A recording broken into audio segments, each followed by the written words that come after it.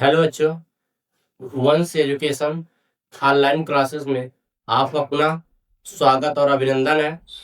मैं आनंद राजभर आप लोगों के सामने कक्षा 12 सामान्य और साहित्यिक दोनों विद्यार्थियों के लिए ये चैप्टर आपके सामने लेकर प्रस्तुत हूँ, जिसके अंतर्गत हम पहला चैप्टर पद के अंतर्गत 3 लेक्चर हमारा अपलोड हो चुका है। ये चौथा व्याख्यान है, कक्षा 12 हिंदी व्याख्यान 4। अर्थात ये जो व्याख्यान है आपका, ये चौथा लेक्चर, ये आपका क्या है, चौथा लेक्चर है। चौथे लेक्चर में हम इसमें ये देखेंगे कि राधा पवन से क्या करे। इससे पहले राधा पवन से श्री कृष्ण अपना जब संदेशा भिजवा रही हैं, क्या क्या बातें हैं सब बता रही हैं, उस चीज के लिए बताया गया। अब आइए आगे हम देखते हैं कि अब राधा क्या कहती है। इस चौथे व्याख्यान में, चौथे लेक्चर में राधा पवन से क्या कह रही हैं। कह रही हैं कि तेरे में है ना यह गुण जो तू व्यथा सुनाए, व्यापारों को प्रखर मति और युक्तियों से चलाना, बैठे जो हो निस्सदन में मेघ सी कांति वाले, तो चित्रों को इस भवन के ध्यान से देख जाना। तो राधा पवन से करें कि इससे पहले राधा ने पवन को जो जो चीजें बताई थी कि मेरा जो संदेशा तो इस तरह श्री कृष्ण के यहाँ ले जाकर पहुंचा देना या श्री कृष्ण इस तरह बतला देना। अगर ये सब बातें तुमसे नहीं होती, इस तरीके से बातें तो अगर नहीं, मेरा संदेशा नहीं श्री कृष्ण के यहाँ पहुंचा पा रही, जितनी बातें अब तक मैंने तुमसे बताई है, यदि उस तरीके से तू मेरा संदेशा श्री कृष्ण के यहाँ नहीं पहुंचा पा रहे, तो मेरी कितनी बात मान ले और इतना कर देना। क्या कर देना वही बता रही है। कहीं तेरे में है ना यह गुण, करे राधा पंच के हे पवन, यदि तेरे अंदर यह गुण नहीं है, तेरे अंदर यह गुण है जो तू व्यथाए, व्यथा व्यथा मतलब होता है कष्ट या दुख की बात करें, व्यथा मतलब कष्ट या दुख की बात करें। करें तेरे में है ना यह गुण जो तू व्यथा सुनाए। राधा पवन से करें कि हे पवन, यदि तेरे अंदर यह गुण नहीं है कि तू मेरे कष्टों को मेरे प्रिय श्री कृष्ण को जाकर सुना सके, व्यापारों को प्रखर मति और युक्तियों से चलाना।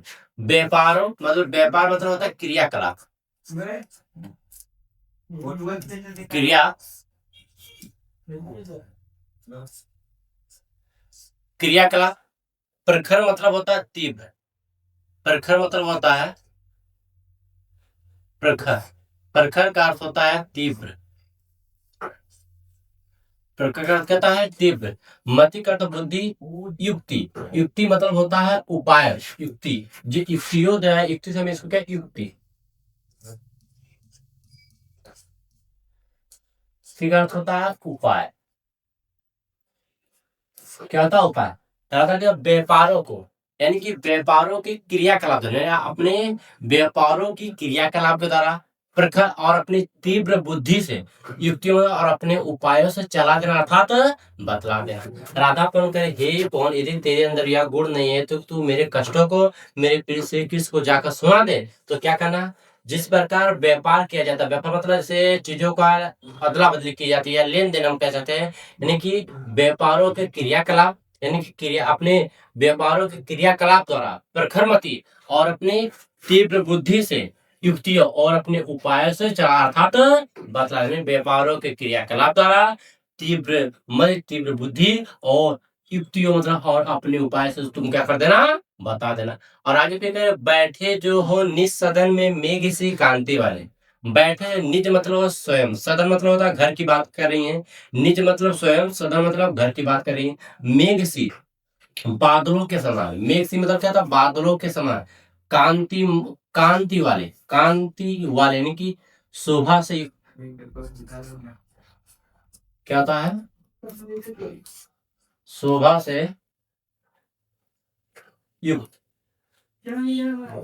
शोभा से युक्त। राधा बैठे जो है निस्सदन, यदि वो अपने स्वयं के घर में, यानी कि करिए मेघ सी कांति वाले, यानी कि मेघ के समान शोभा, यानी कि शोभा से युक्त बादल के समान है। मेघ सी कांति वाली शोभा से युक्त बादल के समान यदि मेरे प्रिय श्री कृष्ण अपने भवन, अपने घर में बैठे हो, तो चित्रों को इस भवन के ध्यान से देखा। तो चित्रों, चित्र मतलब जो सीनरी लगी है, जो उस भवन में जो पिक्चर लगी, जो सीनरी लगी है, जो फोटो लगा हुआ एक सब कह सकते हैं हम। इस तो चित्रों को इस भवन के ध्यान से देख जाना। तो इस भवन में जो सीनरी जो चित्र लगे हो उसको तुम ध्यान से देख जाना। अर्थात उस भवन में जो चित्र लगे हुए हैं तुम उसको ध्यान से देख जाना। किस भवन में? जिस भवन में मेरे प्रिय श्री कृष्ण शोभा से युक्त मेघ से कांति वाले जिस भवन में बैठे जिस भवन में कोई चित्र तुम्हें दिखाई दे या लगा हो, तो उसी की बात करें। उस लगा तो उसको ध्यान से देख जाना। अब राधा इसमें ये बता रहा है कि यदि मेघ सी कांति वाली जो शोभा से युक्त मेरे प्रिय श्री कृष्ण जो है, यदि जिस भवन में यदि अपने स्वयं के भवन बैठे हैं तो ये देखना कि उस भवन में क्या क्या चित्र क्या क्या सीनरी लगी उसको तुम ध्यान से देख जाना। और देखने के बाद अब राधा पवन से क्या कर रही है अगली पंक्ति में देखते हैं। कहती हैं कि जो चित्रों में विरह विथुरा का मिले चित्र कोई, तो जाके निकट उसको भाव से यूं हिलाना। प्यारे प्यारे को ओके प्यारे चकित जिससे चित्र क्यों देखे। देखिए, तो चित्रों में विरह थोड़ा का मिलन चित्र कोई जो तो जाके निकट उसको भाव से ही यूं हिलाना, जिससे प्यारे हो के चकित जिससे चित्र की ओर देखे। आशा है यह सुरती उनको हो सकेगी हमारी। आप करें उस भवन में जो चित्र लगे हैं तो उन चित्रों को तुम ध्यान दे देना। विरह मतलब होता है दुख। विरह का अर्थ क्या होता है?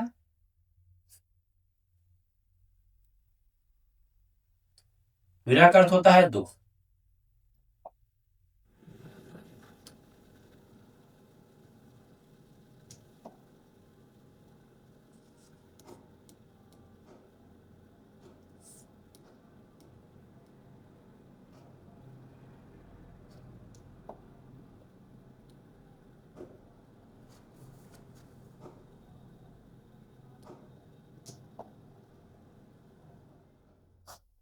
विरह का अर्थ होता है दुख।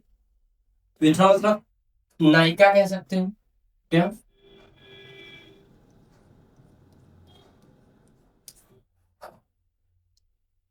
नायिका करेंगे जो चित्रों में विरह यानी दुख से पीड़ित। विरह विथुरा मतलब दुख, विथुरा मतलब पीड़ित जो होता है हम नायिका। विरह विथुरा यानी दुख से पीड़ित किसी नायिका का चित्र, यदि उन भवन में दुख से पीड़ित किसी नायिका का चित्र तुम्हें मिले तो जाके निकट, तो उस चित्र के तू समीप चली जा। निकट का अर्थ होता है समीप। निकट का अर्थ क्या होता है? समीप। तो तू उस चित्र के समीप चले जा, उसको भाव से हिला और उसको अपने हवा के प्रभाव से क्या हिला देना। प्यारे हो के चकित जिससे चित्र की ओर देखे। प्यारे किसके लिए आया है? श्री कृष्ण के लिए आया है। प्यारे किसके लिए आया है? श्री कृष्ण के लिए आया है।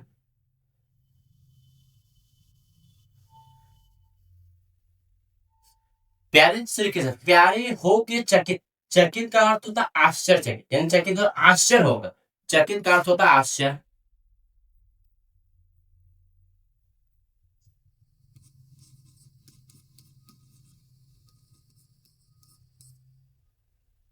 चकित का अर्थ क्या? आश्चर्य होता है।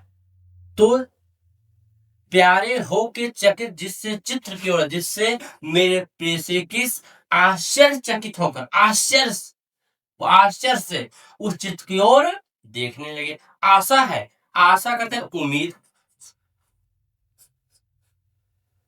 आशा है यो मंत्र होता है इस प्रकार। आशा है उम्मीद है इस प्रकार। श्रुति मतलब होता है याद। आशा है यह स्मृति उनको हो सकेगी हमारी, और मुझे उम्मीद है पूरी आशा है कि इस प्रकार श्री कृष्ण को हमारी याद आ जाएगी। तो ये राधा इस तरह बता रहे हैं कि इस भवन में जो सीनरी लगी है उसको तुम ध्यान से देख जाना और तुम उसे अपने हवा के प्रभाव से हिला देना, जिससे मेरे प्रिय श्री कृष्ण को ब्रज के सभी व्याकुल या दुखी लोगों की याद आए, उसमें उनको मेरी भी याद आ जाएगी। जब वो सीनरी जो उस चित्र को हिलता हुआ देखेंगे तो इस तरह उनको मेरी याद आ जाएंगी। तो आइए आगे देखते हैं फिर आगे अब राधा क्या कहती हैं। देखो अब कहते हैं कि जो कोई भी इस सदन में चित्र उद्यान का हो, हो प्राणी विपुल उसमें घूमते बावले से, तो जाके तो जाके सन्निकट उसको और हिला के उसे भी देव आत्मा को सुरति ब्रज के व्याकुलों को करा। अब इससे पहले भवन की बात करें, भवन में जो सीनरी लगी हो, जो चित्र लगे हैं, उसको तुम अपने हवा प्रभा से ला देना। अब आगे क्या करे हैं कि उद्यान मतलब बाग बगीचे की बात करे हैं। अब बाग बगीचे में ये करें जो कोई भी इस सदन में, अब उस सदन मतलब कि उस सदन में, उस भवन में जिसमें प्रिय श्री कृष्ण रहते हैं राधा के, करें अगर यदि उसमें उन भवन में कोई उद्यान का चित्र दिखाई दे, उन कोई उद्यान का चित्र दिखाई दे, तो उसको तुम क्या करना मैं बता रही हूँ। राधा कौन से तरह करेंगी, जो कोई भी इस सदन में चित्र उद्यान का हो, इस सदन यदि उस जिस सदन में मेरे प्रिय श्री कृष्ण बैठे हैं उस सदन में कोई उद्यान मतलब होता बगीचे का, बगीचा, बगीचे का, ठीक। यदि जिस सदन में, जिस घर में मेरे प्रिय श्री कृष्ण बैठे हैं उस भवन में यदि कोई उद्यान बगीचे का चित्र तुम्हें दिखाई दे, और हो प्राणी, प्राणी मतलब होता व्यक्ति, प्राणी की बात यहाँ जो की गई व्यक्ति से है।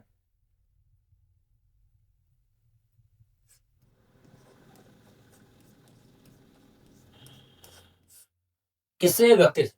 और हो प्राणी विपुल का अर्थ होता है अधिक, बहुत सारे, विपुल का अर्थ होता है अधिक या बहुत सारे कह सकते हैं। और वो प्राणी विपुल उसमें घूमते बावले थे, बावले का अर्थ होता है पागल के समान, पागल।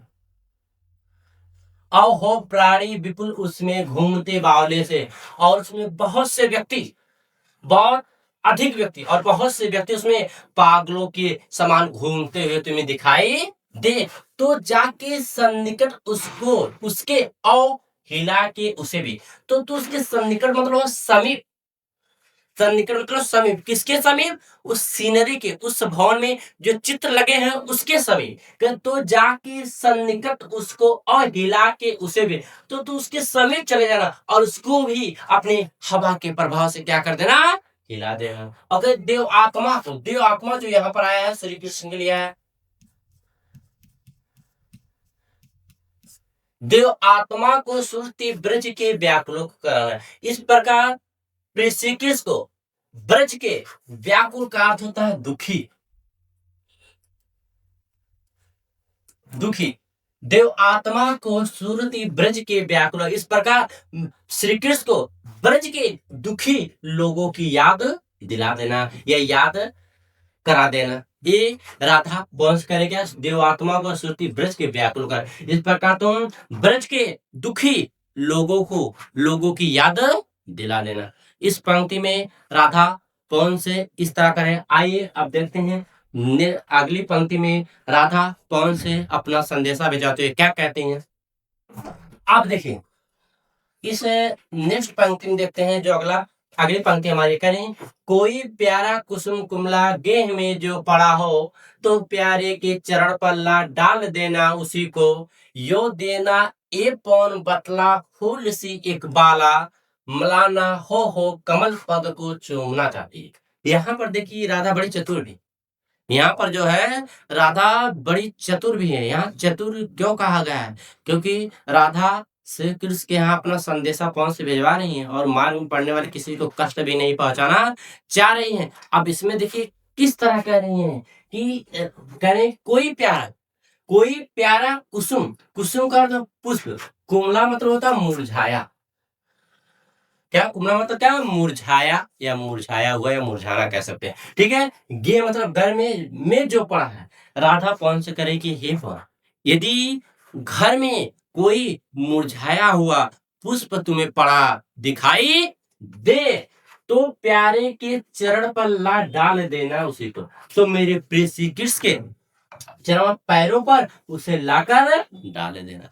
हे पवन, राधा पंचकर, हे पवन, यदि उस घर में कोई मुरझाया हुआ पुष्प तुम्हें दिखाई दे, तो तुम मेरे प्रिय श्री कृष्ण के चरणों पर लाकर डाल देना। यो देना ए पवन बतला, बतला का अर्थ होता है बढ़ा देना,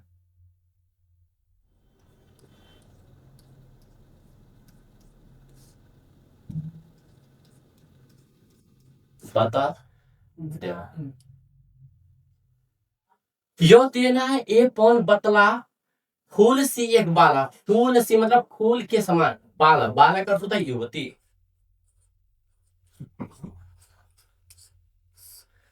ठीक है, ये पॉइंट इस प्रकार बतला देना, यानी कि इस प्रकार बता देना, फूल के समान एक युवती, इस मुरझाए हुए फूल के समान एक युवती, अर्थात जिस प्रकार से यह पुष्प मुरझा गया है, ठीक उसी प्रकार से राधा भी आपके वियोग में इस मुरझाए हुए पुष्प के समान हो गई है। कह रहे हैं कि यो देना ए पौन बतला फूल सी एक बाला, हे पौन मेरे प्रिय श्री कृष्ण को ये जाकर बतला देना, इस मुरझाए हुए फूल के समान राधा की भी स्थिति हो गई है, मलाना होकर, दुखी होकर, मलाना को मतलब दुखी होकर।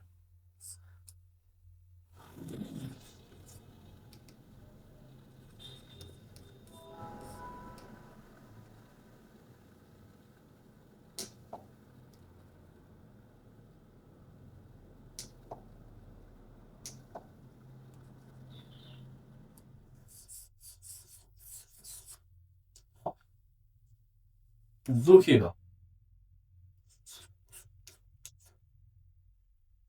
क्या, मलाना हो कमल पको, कमल रूपी चरणों को, कमल रूपी चरणों को, कमल पग रूपक अलंकार यहाँ, कमल रूपी,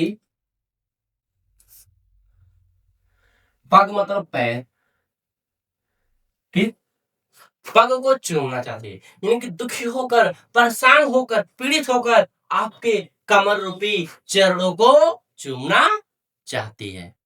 उम्मीद करता हूं यहां तक आप सभी को बहुत बेहतरीन तरीके से बातें समझ में आ गई। आइए अब हम चलते अगले पैराग्राफ में। अब अगले पैराग्राफ में देखते हैं राधा कौन से क्या कहती है। कहती हैं कि जो जो प्यारे मंज उपवन या वाटिका में खड़े हो, छिद्रों में जा कोरित करना वेणु सा कीचकों को, यो होवेगी सूरती उनको सर गोपांगना की, जो है वंशी सरल रुचि से दीर्घ उत्कंठ हो।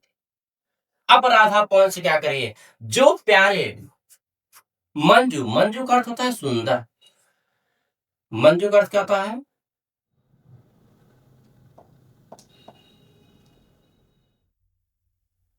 मंजू का अर्थ होता है सुंदर। जो प्यारे मंज उपवन, उपवन मतलब बाग बगीचा या वाटिका, उसी उपवन या वाटिका में, बगीचे में या वाटिका, बाग बगीचे में खड़े हो, जो प्यारे, यदि मेरे प्रिय से किसी सुंदर बगीचे में खड़े दिखाई दे, करे जो प्यारे मंज उपवन या वाटिका में, बाग बगीचे में, या फिर कैसे तो वाटिका में खड़े दिखाई दे, छिद्रों में जा कोरित करना वेणु सा किशोर, छिद्रों में कोरित, कोरित का अर्थ होता है ध्वनि करना, कोरित का अर्थ क्या होता है, ध्वनि करना, कोरित का अर्थ होता है ध्वनि करना,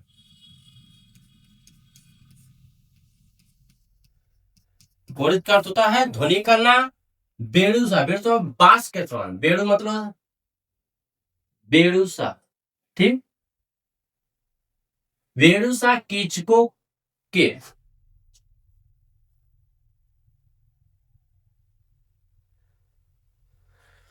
वेणुसा कीचकों के, यानी और उन वाटिका में ये जो बांस दिखाई दे, तो छिद्रों में जाकर तुम बांस के उन छिद्रों में वृक्ष बांसुरी के समान जाकर उसको क्या कर देना, बजाना, कहना छिद्रों में जा कोरित करना मतलब ध्वनि करना, बेड़ूसा कीचकों के, बांस में, बेड़ूसा कीचकों, जो बांस में जो छिद्र हो उसको तुम जाकर उसको बांसुरी के समान क्या कर देना, बजा देना। राधा कौन करे कि हे कौन, यदि मेरे प्रिय से किसी सुंदर बगीचे में खड़े हो और उन बगीचे में तुम्हें बांस दिखाई दे, तो बांस में जो छिद्र हो उसको जाकर बांसुरी के समान क्या कर देना, बजा देना। जो छिद्रों में जब कोरित करना बेड़ू से कीचकों के, बेड़ू से बांसुरी के समान उन बांस में जो छिद्र हो उसको जाकर तुम क्या कर देना, बजा देना। यो होवेगी सुरती उनको सर्व को पांगना की, यो मतलब इस प्रकार, यो का अर्थ होता है इस प्रकार, इस प्रकार